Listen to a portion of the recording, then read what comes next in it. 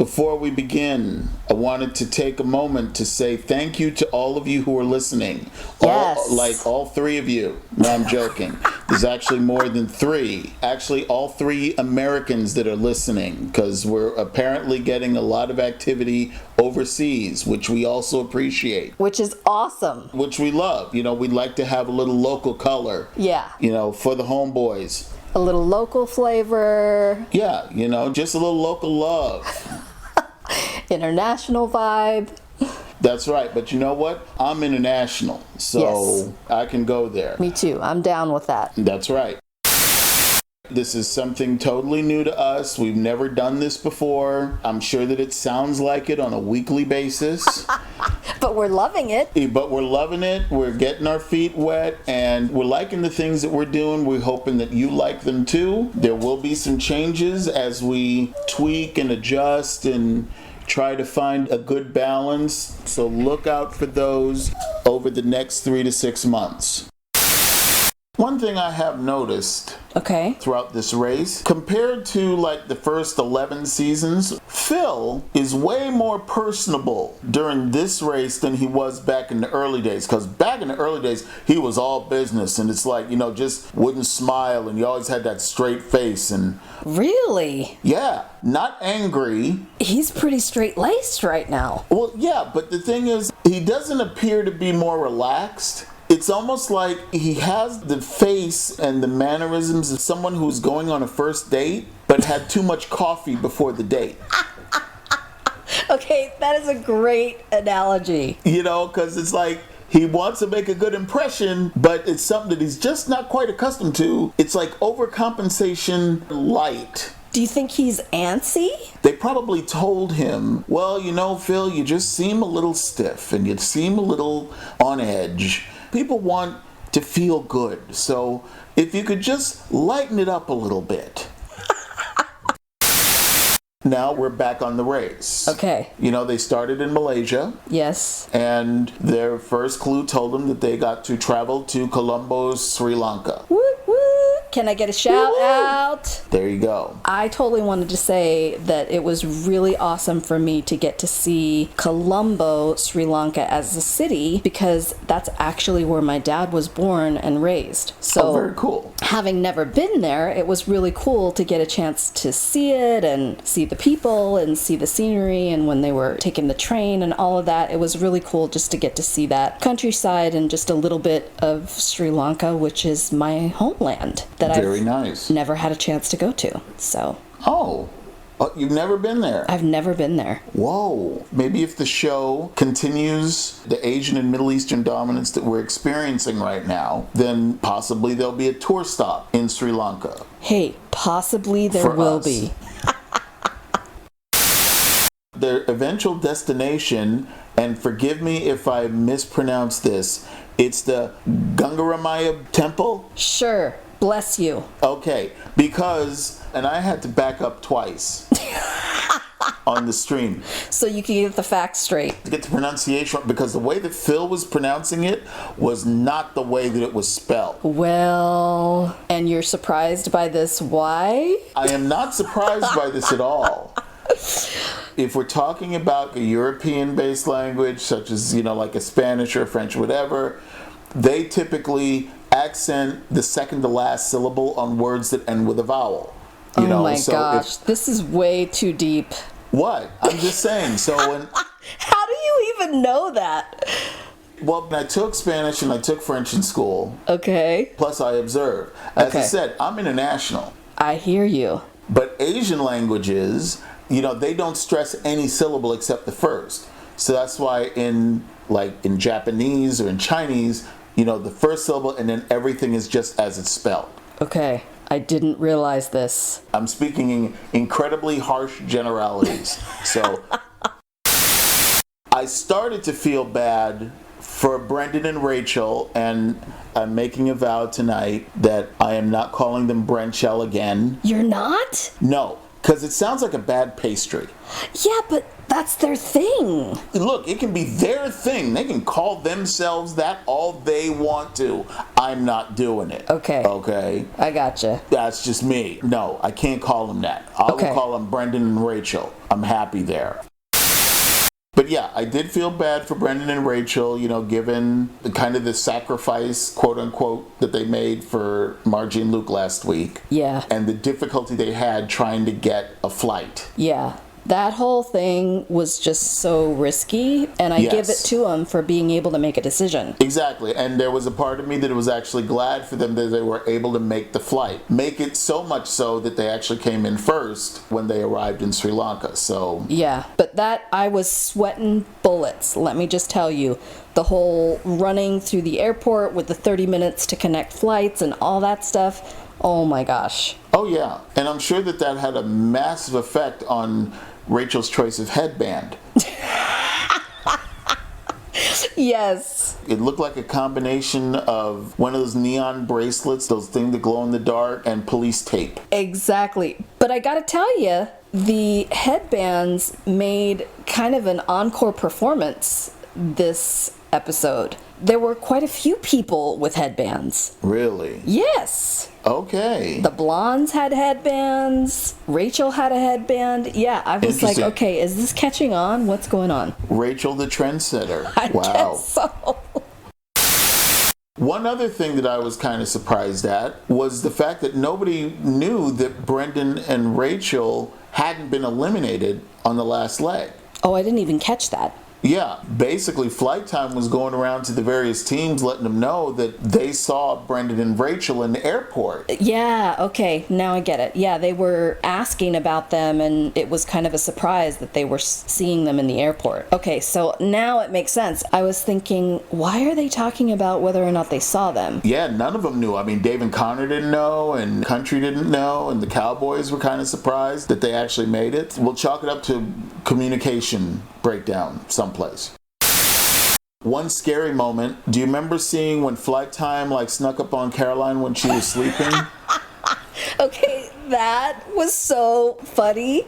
It was funny, but it could have gone bad so many ways. It could have gone bad, but the whole sneaking up and being flirty thing, I'd not seen that from him before, so it was hilarious. Yeah, I mean, he's lucky she didn't have the mace in her hand or a whistle. Because it would have got messy really quick. Oh my gosh. I was cracking up though. It was pretty funny. I was just oh, bro, don't do that, man. Don't do that. And the blondes were super flirty this episode. It was disgusting. I mean, they've been flirty, but there was something about this episode, I just feel like they took it to a whole different level. Yeah. It was so funny just looking at Jet and Cord sitting there going, we're not going to talk to these girls because we don't know what they have in mind. Right? They're so funny. We'll be polite because that's what we do, but that's about as far as it's going to go because this is still a race. They want to get all buddy-buddy. At the finish line, we can talk. I think they got their number. More power to them. Hoo-hoo-hoo. Margie and Luke just had very bad luck traveling. But they were troopers. I gotta tell you, the whole trying to figure out the standby thing and then going to Singapore and taking a chance on that. I don't know. I just really like them as a team. I feel like they just have a really good energy about them. You know, Margie keeps Luke really grounded. Luke is so animated and, real supportive of his mom. And yeah, I just really like them together. I like them too. Yeah. So once they landed, they took a train to Gaul. Okay. And they had to make their way to the King Coconut Stand. Okay. Where they received their next clue. But the driving, oh my gosh. Oh yes, the riding in the tuk-tuks. That was no joke. That was crazy. There was this one shot where it was going between a bus and opposing traffic, and I literally screamed out loud. I did too. I had to give the oh crap. In that kind of situation, oh no, dog, you need to step it down to 20. Right? I'm just saying. I mean, I'm all for getting there on time, but the danger factor was just off the charts. Yeah, those things didn't look like they had seat belts, so. Ugh. So the detour on this stop was you had to choose between fishing pole or spin control. Yeah, but come on, what a choice though. Yeah, in fishing pole you had to wade into the water and climb on a set of fishing stilts where both team members had to catch a fish. Okay, it looked incredibly uncomfortable. Incredibly uncomfortable. It's like, I'm sorry, my big ass would not have been cozy. First of all, no way it could have taken my weight. I'm just saying. I could not have even fit on one of those sides. Yeah. Like, seriously, No. could they have made those sides a little bit bigger? Just like maybe 4 or 5 inches. Yeah, they need logs. I'm just saying. Oh my gosh. They couldn't be rolling up with no twigs. Yes. And in spin control, the team members had to learn a traditional Sri Lankan dance while spinning a raban, which is a drum that I presume that they play there. The whole thing of, okay, this is partly my worst nightmare, is trying to do 3 different things at once, right? You're spinning something, and there's 3 of them that you're spinning all at the same time. You're moving in a different direction. Your hands and feet are doing 2 different things. Like, how in the world did anyone figure that out? I mean, what a train wreck. I just couldn't. It was crazy. Yeah, it was crazy.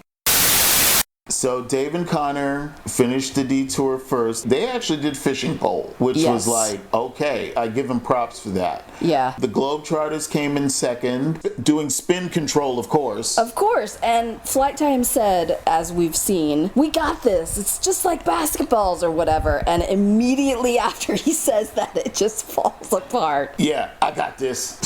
Yeah, you got it. It's like the DJ thing. We got this. Yeah. Yeah, but this one they really had.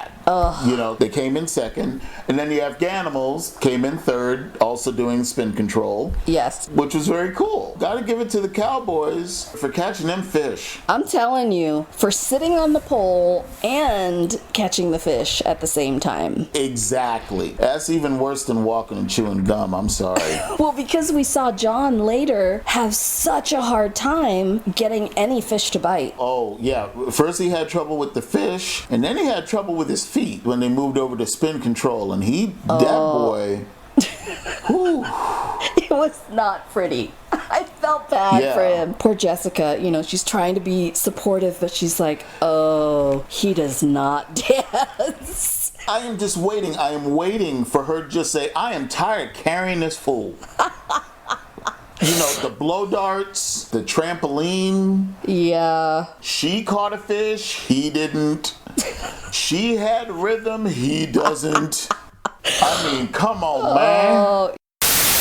We moved to the roadblock. The roadblock is at the Trendy Connections Garment Factory. Yeah. And here, the team member has to sew a shirt. Which, in theory, sounds pretty easy when you look at the machine. No. Well, when you look at the machine and you see how fast they're doing it, you would think, that would be easy. But again, you've got the foot doing something different. You got to hold it. The machine goes really fast. You've got to get the seams straight. I mean, this was a tough challenge. Oh, yeah, absolutely. Connor had admitted on camera that he took sewing in junior high. Seriously, I remember taking it in like 6th grade. Really? Yeah, it was a requirement. It was just part of one of our classes. Really? Everybody had to take it. Oh, everybody had to take it? Yeah, men and women. Where did you go? Where was I? I was in New Jersey at the time. You were in Jersey? Really? Yeah. Okay. Props to him for, who knew that it would come in handy now? Like most of the stuff. I'm sorry. I have to say, when I was sitting in algebra thinking, when am I ever going to use this? I don't think there's ever been an occasion in my life where I've had to use algebra. Hey, you're not done yet. I don't know if I necessarily would have admitted it, because if I didn't do well on it, I could always play the man card.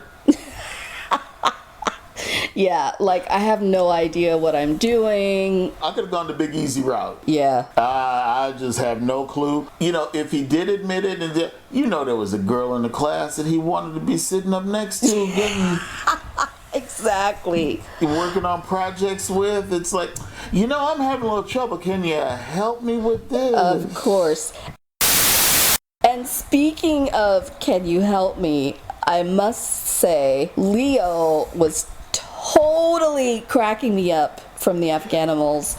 Did you see the major flirting? Those poor Sri Lankan girls had no chance. Oh man, He was that doing was so the funny. old- He was like saying 1,000 rupees for 1,000 anybody who will rupees. do this for me. And he had the whole head bob thing, and oh my gosh, he pretty much had the accent down. I was cracking up. I found out that Leo and I have a lot in common Okay. because, like him, my mother was a professional seamstress for many, many years. Really? Yes. This yes. is something that I did not know about you. Well, it's something that doesn't normally come up. But my mom was about sewing machines the way I am about computers. Really? Okay, because, we came from Brooklyn and we moved out here to Pasadena. And when we moved, there were 3 barrels. You know those big standing barrels that have the metal? Yeah. Okay, 3 of those with just fabric. Wow, really? 5 sewing machines. That's a lot of fabric and that's a lot of machinery. So who knew that this particular episode of Amazing Race would be this giant nod to our parents? Well, there you go. It's kind of cool. That's just how it works sometimes. I love it. It was cool. It was a good one. Yep. The speed bump that Brendan and Rachel had to do because of their finish on the last leg, they had to silk screen 15 t-shirts. Yes. And all through this, Margie and Luke are still trying to catch up, and Luke is just, major attitude adjustment.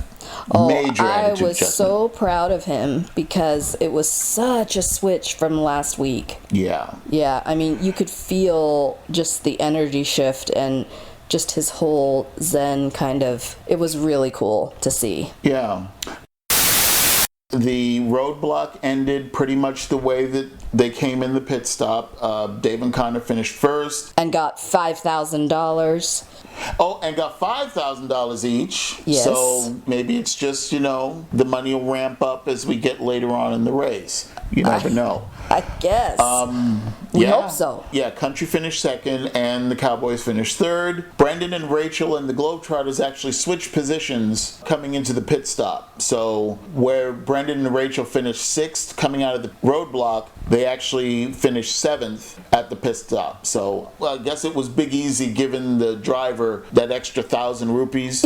Yeah, they were throwing around 1,000 rupees like nobody's business. Oh yeah, I gotta say, between Leo and Big Easy, it was like, here, have 1,000. Come on now, that's $20. I know, but still. Yeah, it's like, and plus it sounds big. It's 1,000, Yeah, 1,000 rupees.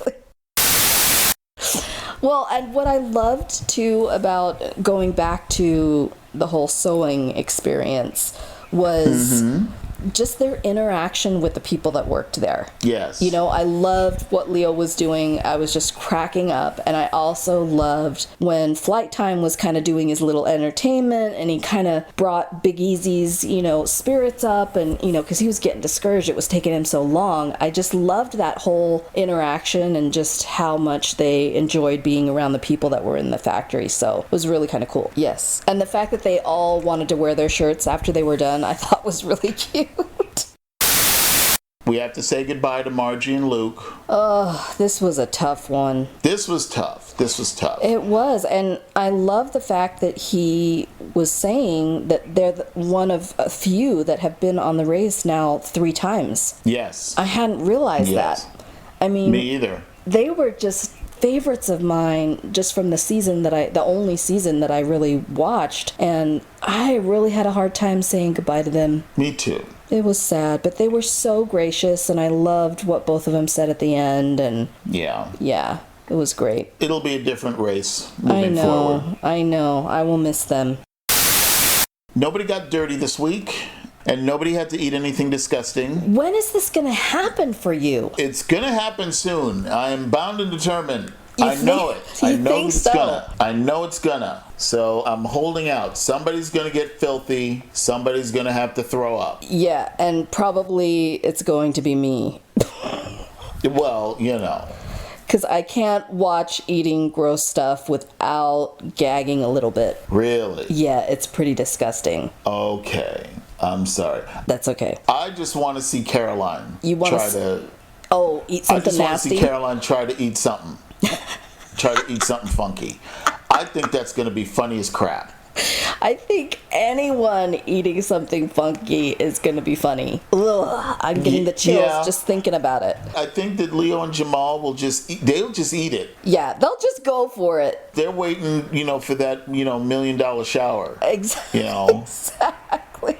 They're hungry for that $1 million. They're hungry. Yes. Exactly.